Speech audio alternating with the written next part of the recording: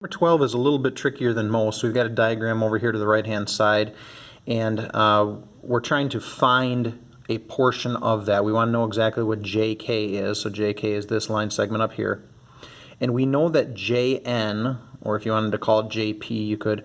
JN is a perpendicular bisector of MK. We see that it's perpendicular because of the right angle. Since I know that it's a bisector, I would probably mark these to show that. And then just looking at the diagram, there's another thing that we could say about this.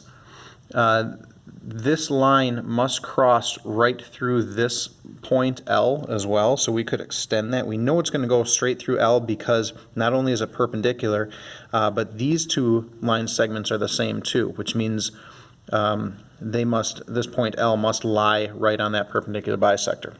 Okay, so understand the diagram first before you get started. Now I want to find JK.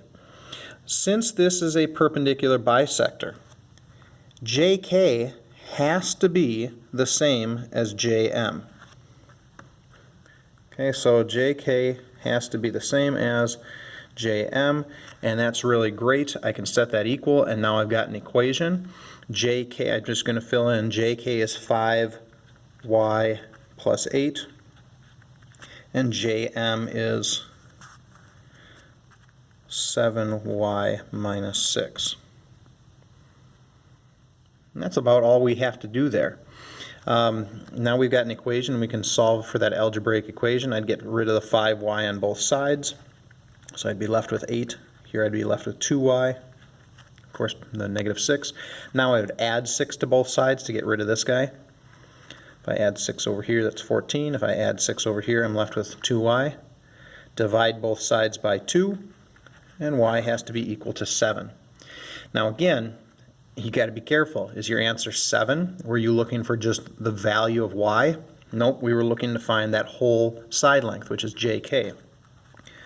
jk equals 5y plus 8. So you take that y that you just solved for, and you plug it in here. JK equals 5 times 7 plus 8, which is 35 plus 8, which means JK must be equal to 43.